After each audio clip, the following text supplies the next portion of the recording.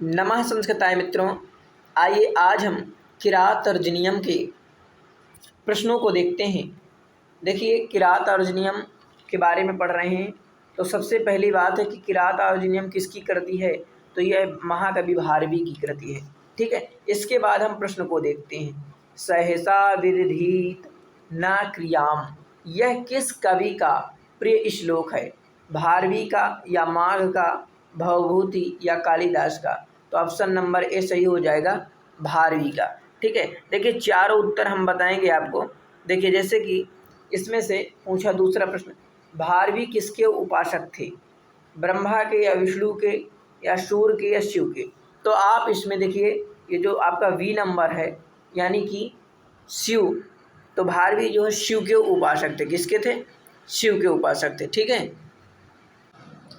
तो अगले प्रश्न को देखिए, पूछा है बृहत्त्रयी में कौन सा महाकाव्य नहीं है? इसमें पूछा है बृहत्त्रयी में कौन सा महाकाव्य नहीं है। ठीक है, तो देखिए सबसे पहले मैं आपको ये बता देता हूँ कि इसमें कितने कितने सर्ग, जैसे कि आपके किरात अर्जुनियम में आपके 18 सर्ग हैं। कितने सर्ग हैं? क्योंकि आगे प्रश्न बनेंगे तो इसीलिए मैं आपको बता देता हूँ, किरात अर्जुनियम में 18 सर्ग हैं। अब हमारा दूसरा नंबर आता है शिशुपाल वधम। ठीक है, तो शिशुपाल वधम में आपके 20 सर्ग हैं। कितने सर्ग हैं? 20 सर्ग हैं। आपका रघुवंश महाकाव्यम, ये भी महाकवि कालिदास द्वारा रचित है। इसमें आपके 19 सर्ग हैं। कितने हैं? 19 सर्ग हैं। और नैषधि चरितम, तो नैषधि चरितम में कितने सर्ग हैं? तो नैषधि चरितम में 22 सर्ग हैं। तो इन्हें ऐसे आप क्रम से लिख सकते हैं कि पहले आपका 18 सर्ग हो गया। किरात अर्जुनियम कितने सर्ग हैं? 18 सर्ग हैं। इसके बाद रघुवंश महाकाव्य में 19 सर्ग हैं। इसके बाद 19 के बाद कौन सी संख्या आती है? 20। तो 20 सर्ग जो है हमारे किस में है? शिशुपाल वधम में। इसके बाद नैषधि चरितम में 22 सर्ग हैं। ठीक है, तो ये आसानी से, और देखिए आपको अगर क्रम एक और बनाना है तो मैं एक चीज़ और बता देता हूँ। जैसे कि आप यहाँ तक 20 याद किए हैं, शिशुपाल वधम में 20 सर्ग हैं। एक याद कर लीजिए, 21 नंबर में क्या है? 21 सर्ग किस में है? तो धर्म शर्माभ्युदय। ठीक है, इसमें 21 सर्ग हैं। ठीक है, कितने हैं? 21 सर्ग हैं। तो आपको एक क्रम से याद हो गए हैं। ठीक है, तो जो आपका प्रश्न रहा, जैसे कि प्रश्न में आपका बताया कि बृहत्त्रयी में कौन सा महाकाव्य नहीं है, तो ये आप जो भी सामान्य जानकारी रही आप समझ गए हैं। तो देखिए आपका जो किरात अर्जुनियम है, शिशुपाल वधम है और नैषधि चरितम, ये तो बृहत्त्रयी के अंतर्गत आने वाले हैं। लेकिन ये जो रघुवंश महाकाव्यम है ये बृहत्त्रयी के अंतर्गत नहीं है। ठीक है, आगे चलते हैं। देखिए प्रश्न क्या पूछा, किरात अर्जुनियम में कितने सर्ग हैं? देखिए पूछ लिए ना, किरात अर्जुनियम में कितने सर्ग हैं? तो किरात अर्जुनियम में 18 सर्ग हैं। और 17 सर्ग किस में हैं? देखिए अब जब जितने भी ऑप्शन है अगर आप ध्यान से समझेंगे तो ऑटोमेटिक आपका दिमाग बढ़ता जाएगा। देखिए जैसे 17 सर्ग किस में है? तो 17 सर्ग वाला कौन सा है? कुमार संभव। कौन सा है? कुमार संभव। देखिए कोई दिक्कत नहीं है, यहाँ से कुमार संभव। ठीक है, ये हुआ आपको 17 सर्ग वाला। देखिए ध्यान से आप समझ लीजिए, मैं नाम बता रहा हूँ। ये 17 सर्ग वाला कुमार संभव हो गया, 18 सर्ग में किरात अर्जुनियम। अब इसी प्रकार क्रम से आपको 19 सर्ग किस में है? तो अभी इसके पहले बताया हूँ कि रघुवंश महाकाव्य में। यहाँ ये देखिए रघुवंश महाकाव्य में 19 सर्ग हैं। 19 के बाद 20 संख्या आती है, तो 20वें में हमारा कौन सा सर्ग है? तो 20वें में है हमारा शिशुपाल वधम। कौन सा है? शिशुपाल वधम। आगे चलते हैं। देखिए प्रश्न पूछता है, अर्थ गौरव के लिए प्रसिद्ध हैं कालिदास या दंडी या भारवी या माघ? तो श्लोक अगर आप पढ़े होंगे तो आपको पता होगा कि अर्थ गौरव के लिए भारवी प्रसिद्ध है। ठीक है, आगे चलते हैं। देखिए तो देखिए इस प्रश्न को देखते हैं। पहले इसका वाचन करा देता हूँ। नानो ननु नुन्नो नुन्नो नो नो ना ना ना ना ना ना ननु। तो पूछा यह श्लोक किस ग्रंथ से संबंधित है? तो देखिए इसके लिए भारवी प्रसिद्ध है। ना की बार बार आवृत्ति हो रही है, आप देख रहे हैं ना की बार बार आवृत्ति हो रही है। यहाँ जो भारवी का किरात अर्जुनियम से ये जो है लिया गया है। ठीक है, अब देखिए एक चीज़ और बता देते हैं। जैसे कि यहाँ से आप देखिए प्रश्न में आपको उत्तर भी मिल रहा, महाकवि माघ का शिशुपाल वधम है, आपको पता है। कालिदास का रघुवंश महाकाव्य है। शिशुपाल वधम में कितने सर्ग हैं? अभी इसके पहले पढ़े, शिशुपाल वधम में 20 सर्ग हैं। महाकवि कालिदास का रघुवंश महाकाव्य है, इसमें कितने सर्ग हैं? 19 सर्ग हैं। रघुवंश महाकाव्य में 19 सर्ग हैं। वाल्मीकि रामायण, वाल्मीकि रामायण में कितने कांड हैं ये आपको बताना है, ठीक है। आगे चलते हैं, क्योंकि एक प्रश्न आपको भी देना जरूरी है। आगे चलते हैं। ब्रजंति ते मूढ़धिया पराभवम, यह शुक्ति किसकी है? महाकवि माघ की, भारवी की, दंडी की, कालिदास की। तो ये आप तुरंत समझ जाएंगे अगर वाचन किए होंगे। मैं वीडियो बना दिया हूँ, वाचन प्रतिदिन करिए। इसलिए मैं आपको कहता हूँ कि सबसे ज़्यादा पढ़िए ना तो वाचन प्रतिदिन करिए, 7 ग्रंथों का वाचन कीजिए, ठीक है। तो ये भारवी की कृति है। और देखिए हम जो है लाइव क्लास में 7 ग्रंथ का वाचन कराएंगे आपको, कोई दिक्कत नहीं लेना है। बाकी आपको शब्द रूप धातु रूप में कोई दिक्कत नहीं होगी, बिल्कुल आसानी पूर्वक उन्हें समझा दूंगा। शब्द रूप धातु रूप आप रटना नहीं, ठीक है। आगे चलते हैं। देखिए अभी जो प्रश्न उत्तर है इन्हीं को आप देखते जाइए, बाकी शब्द रूप धातु रूप में कोई दिक्कत नहीं लेना। किस महाकाव्य के प्रथम 3 सर्गों को पाषाण त्रय कहा गया है? तो भैया ये किरात अर्ज नियम को कहा गया है। अभी इसके पहले मैं बताया हूँ कुमार संभव में कितने सर्ग हैं? 17 सर्ग हैं, ठीक है। अब नैषधि चरितम में कितने सर्ग हैं? अब एक बार मैं बता चुका हूँ नैषधि चरितम में कितने सर्ग हैं, आपको कमेंट में बताना है। रघुवंश महाकाव्य में कितने सर्ग हैं? तो 19 सर्ग में हैं, 19 सर्ग हैं। रघुवंश महाकाव्य किसकी कृति है? तो महाकवि कालिदास की कृति है। ये जब आप बार बार पढ़ेंगे तभी आपको ये याद हो जाएंगे भाई। देखिए भारवी का वास्तविक नाम क्या था?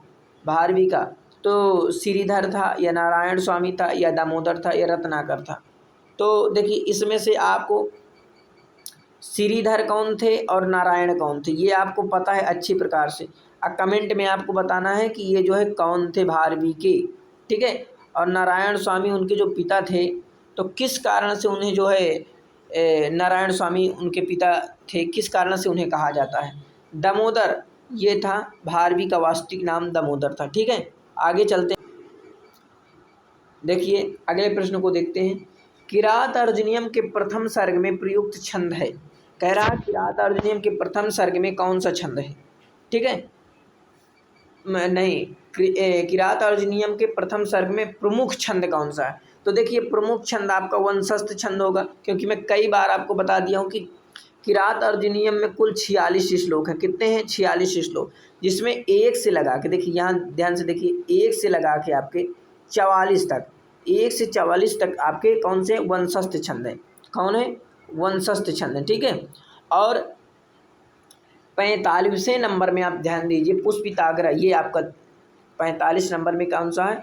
पुष्पिताग्रह, क्योंकि देखिए पू है, पू, अब पू से नाम याद कर लीजिए 45, ठीक है। और 46वें नंबर में आपका मालिनी छंद है। कौन सा है? मालिनी छंद। तो देखिए आपको आसानी पूर्वक याद हो गया, ठीक है।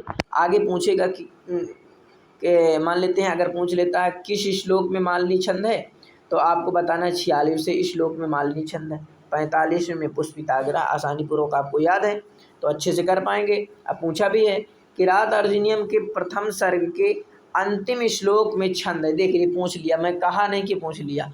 किरात अर्जुनियम के प्रथम सर्ग के अंतिम श्लोक में, तो अंतिम श्लोक बताया कि 46 श्लोक है कुल, तो अंतिम श्लोक 46, तो इसलिए मालिनी छंद है। वंशस्थ 144 तक है, पुष्पिताग्रह आपका 45वें नंबर में है। देखिए आगे प्रश्न को देखते हैं। किरात अर्जुनियम में मंगलाचरण छंद प्रयुक्त हुआ है, ठीक है। जो मंगलाचरण है वो किस छंद में प्रयुक्त हुआ? मंगलाचरण में छंद प्रयुक्त है, तो वंशस्थ छंद प्रयुक्त हुआ है। कौन सा? वंशस्थ छंद प्रयुक्त हुआ है। देखिए पांडव वन में कितने वर्षों तक निवास किए हैं? 14 वर्षों तक, 15 वर्षों तक, या 18 वर्षों तक, या 13 वर्षों तक, ठीक है।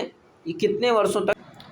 तो ये आपका सही हो जाएगा डी नंबर, ठीक है, क्योंकि 13 वर्षों तक उन्होंने निवास किया था। आगे चलते हैं। देखिए किरात अर्जुनियम का कथानक लिया गया है। देखिए किरात अर्जुनियम या महाभारत के आदि पर्व से लिया गया है, महाभारत के वन पर्व से लिया गया है, महाभारत के सभा पर्व से लिया गया है, और महाभारत के भीष्म पर्व से लिया गया है। ये प्रश्न मैं आपके लिए छोड़ रहा हूँ। किरात अर्जुनियम का कथानक कहाँ से लिया गया है, ये प्रश्न आपके लिए छूट रहा है, ठीक है, इसे आप बताना। देखिए अब 15वें प्रश्न को, किरात अर्जुनियम के प्रत्येक सर्ग के अंत में कौन सा छंद कौन सा शब्द प्रयुक्त हुआ है, ठीक है। तो या लक्ष्मी या श्री, सरस्वती, कुरुणाम। तो श्री शब्द से श्रियः कुरूणाम् अधिपस्य पालनीं प्रजासु वृत्तिं यमयुं केवेदितुं सवर्णलिङ्गे विदितः समाययो योधेष्ठिरं द्वैतवने वनेचरः। तो आपका ये सही हो जाएगा लक्ष्मी, ठीक है। आगे चलते हैं। देखिए आतपत्र, आतपत्र किस कवि की उपाधि है? तो ये भारवी की उपाधि। किसकी है? भारवी की उपाधि। आगे बढ़ा देते हैं आपको। देखिए ध्यान से देखते जाइए। किरातार्जुनीयम के प्रथम सर्ग में कुल कितने श्लोक हैं? भैया ये समान सा प्रश्न नहीं है, ये बहुत बड़ा प्रश्न है। बात समझ रहे हैं? आप बिल्कुल समान मान रहे होंगे कि 46 श्लोक है, लेकिन यही बहुत लोगों को भूल जाता है कि 46 रहे हैं कि 45 रहे हैं। तो ध्यान से देखिए, देखेंगे तो आप समझ पाएंगे कि कौन सा किस छंद है कहाँ पर और कौन सा अलंकार है, ठीक है। ऐसे ही प्रश्न बनते हैं। देखिए 46 श्लोक हैं, आपका ये सही हो गया। देखिए यहाँ पर 45 दिया है, 46 दिया है, 48 दिया है, 49। तो यही कन्फ्यूजन हो जाता है लड़कों को और गलत कर देते हैं। आगे देखते हैं। देखिए बृहत्त्रयी में कौन सा ग्रंथ परिगणित है? बृहत्त्रयी की बात हो रहा है। रामायण, महाभारत, किरातार्जुनीयम या रघुवंश महाकाव्यम। तो बृहत्त्रयी में आप समझ जाइए कौन सा है। अगर आप थोड़ा भी ध्यान देकर पढ़ रहे होंगे तो आपको तुरंत क्लिक किया होगा कि बृहत्त्रयी में अभी 3 ग्रंथ मैंने जो बताया कि किरातार्जुनीयम, ठीक है। तो देखिए तीनों ग्रंथ जो मैं बताया आपको ध्यान देने वाली बात थी, ये आपका सही हो जाएगा किरातार्जुनीयम। बृहत्त्रयी के कौन सा ग्रंथ? तो ये है किरातार्जुनीयम। देखिए कैसे प्रश्न पूछ लिया। आप देखिए आगे आपको दिखाते हैं। प्रश्न पूछा है भारवी का समय विद्वानों ने क्या माना है? भारवी का जो समय है क्या विद्वानों ने क्या माना है? तो भारवी का जो समय है विद्वानों ने 600 ईसा के पास माना है, ठीक है। आगे देखते हैं। कवियों का उत्तरोत्तर सही कालक्रम माना जाता है, कौन सा है? देखिए माघ हुए भारवी श्रीहर्ष या भाष भारवी अश्वघोष, भाष माघ कालिदास। कौन सा सही है आप बताइए। तो ध्यान से देखिए, ये आपका क्रम हो जाएगा, डी नंबर सही हो जाएगा। वाल्मीकि, फिर भाष और फिर भारवी हुए, ये क्रम आपका सही है, ठीक है। और आगे देखते हैं। भारवी के बाद किसका समय माना जाता है? भारवी के बाद किसका समय माना? तो ये आपका सही हो जाएगा महाकवि माघ का। किसका? महाकवि माघ का। देखिए आगे चलते हैं। भारवी के पूर्ववर्ती कवि माने जाते हैं, यानी भारवी की जो पहले के कवि हैं वो कौन हैं? तो भारवी के पूर्ववर्ती कवि श्रीहर्ष हैं। कौन है? श्रीहर्ष हैं। आगे चलते हैं। देखिए किरातार्जुनीयम का मुख्य रस कौन सा है? वीर रस है, भयानक रस है, या इनमें से कोई नहीं है, या श्रृंगार रस है? तुरंत क्लिक कर दे आपका दिमाग कि इसमें वीर रस है, ठीक है। आगे चलते हैं। देखिए ज़्यादा समय नहीं है। भारवी का प्रिय अलंकार कौन सा है? भारवी का प्रिय अलंकार कौन सा है? तो आपका ये सही हो जाएगा अर्थान्यास, ठीक है। अर्थान्यास अलंकार। देखिए आगे चलते हैं। पांडवों को अज्ञातवास करना पड़ा, कितने वर्षों के लिए करना पड़ा? तो ये सही हो जाएगा आपका 1 वर्ष के लिए अज्ञातवास किए थे। पांडवों ने वनवास काल में निवास किया विंध्यवन में या नंदनवन में या द्वैतवन में या तुलसीवन में? तो द्वैतवन में आप तुरंत समझ गए हैं, ठीक है। आगे चलते हैं। देखिए प्रश्नों को देखते हैं। द्रौपदी युधिष्ठिर को किसके प्रति उकसाती है? भीम के प्रति, वनेचर के प्रति, तो ये दुर्योधन के प्रति सही आंसर, ठीक है। अब देखिए टाइम ज़्यादा हो रहा है, इस कारण से थोड़ा हम आपको, क्योंकि आपकी वीडियो लंबी न बने इस कारण से थोड़ा संक्षेप कर रहे हैं, ठीक है। भारवी के काव्य को किस अलंकार की प्रमुखता है? भारवी के काव्य को, तो ये आपका चित्रालंकार है। कौन सा? चित्रालंकार, ठीक है। आगे चलते हैं। भारवी के पिता देखिए मैं भारवी का जीवन परिचय बता दिया हूँ, तो वहाँ से आप देखेंगे तुरंत समझ जाएंगे। भारवी के पिता का नाम क्या था? श्रीधर था। श्रीधर का और नारायण स्वामी भी अवंती सुंदरी कथा के अनुसार कहा जाता है। ठीक है, इसके पहले जो प्रश्न आया उसमें मैं बता दिया हूँ। भारवी के पिता का नाम श्रीधर है। ठीक है, और भारवी की माता का नाम, भारवी की माता जो है सुशीला है। क्या है? सुशीला। रसिका कौन है ये आप बताएंगे। और देखिए किरात अर्जुनियम, किरात अर्जुनियम का पात्र नहीं है दुर्योधन, रघु या भीम, तो ये रघु नहीं है। ठीक है, आपका डी नंबर सही हो जाएगा। देखिए आगे देखते हैं, किरात अर्जुनियम का पात्र है, किरात अर्जुनियम का पात्र है दुष्यंत है, चारुदत्त है, युधिष्ठिर है या बाली है, तो तुरंत समझ जाइए युधिष्ठिर है आपका किरात अर्जुन। देखिए 33 प्रश्न को, किरात अर्जुनियम किस विधा का काव्य है? नाटक है, चंपू काव्य या आख्यायिका है या महाकाव्य है भैया? क्या है? डी नंबर सही हो जाए। किरात अर्जुनियम क्या है? किरात अर्जुनियम एक महाकाव्य है। भारवी की कविता पर प्रभाव पड़ा कालिदास का, महाकवि माघ का, भभूति का, इनमें से कोई नहीं। आपका ए नंबर सही हो जाएगा। महाकवि कालिदास का प्रभाव पड़ा। किसका? महाकवि कालिदास का। किरात अर्जुनियम के प्रथम सर्ग में किस नारी का उदात्त चरित्र वर्णित किया गया? कुंती का, द्रौपदी का, गंधारी का या तारा का? ठीक है, तो आपका ये सही हो जाएगा द्रौपदी का, क्योंकि इनमें आप ऑप्शन लगा ही नहीं सकते, तारा को, कुंती को, गंधारी को, क्योंकि इनका नाम ही नहीं लिया गया है। तो तुरंत दिमाग आपका क्लिक करे कि द्रौपदी आंसर सही है। आगे चलते हैं। देखिए कोई प्रश्न गलत ना होने पाए। वनवास काल में कठोर भूमि में कौन सोते हैं? अर्जुन वनेचर तो सो ही नहीं सकते हैं, तो आपका बी नंबर सही हो गया, नकुल सहदेव। अगर आप भूमिका पढ़े हैं तो आराम से आप समझ जाएंगे प्रश्न को। ठीक है, इसीलिए मैं कहता हूँ कि बार बार श्लोकों का वाचन कीजिए और भूमिका को पढ़े रहिए, तभी आप समझ पाएंगे कौन कहाँ का नायक है। किरात अर्जुनियम का नायक है, देख ली, पूछ लिया, तो नायक भैया अर्जुन है। कौन है? अर्जुन है। ये वनेचर भी गलत है आपका, युधिष्ठिर गलत है और दुर्योधन भी नहीं है। ठीक है, तो वह नायक जो है अर्जुन है। देखिए 38 प्रश्न को देख लीजिए एक बार, क्या कह रहा है कि वर्णलिंगी कौन था? अर्जुन, दुर्योधन, युधिष्ठिर, तो वनेचर था। ठीक है, ये आपका सही आंसर हो गया। आगे चलते हैं। अब देखिए सही वाले प्रश्नों को पर टिक लगा रहा हूँ। वनेचर हस्तिनापुर से लौटकर युधिष्ठिर से कहाँ मिला था? तो ये मिला था द्वैतवन में मिला था। डी नंबर सही हो गया। आगे चलते हैं। वनेचर हस्तिनापुर किस वेश में गया था?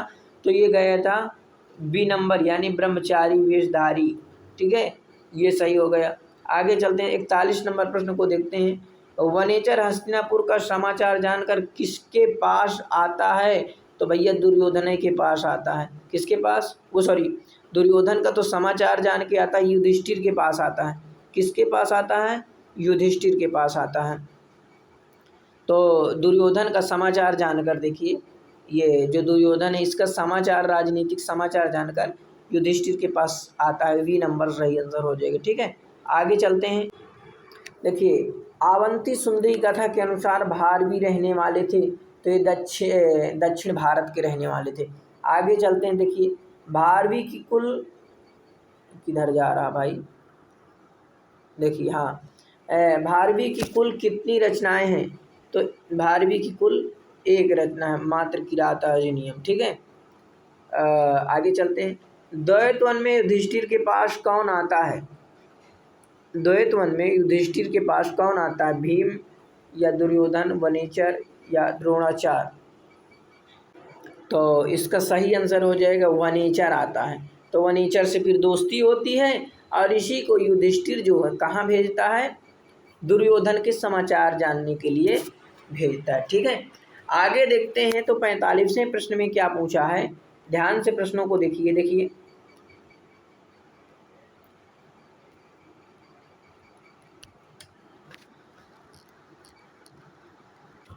इसमें अगर आप देखेंगे कि पूछा है द्रौपदी की चारित्रिक विशेषता नहीं है, तो भैया ये आपका डी नंबर सही हो जाएगा, उल्टा। ठीक है, और किरात अर्जुनियम के दुर्योधन को क्या कहते हैं?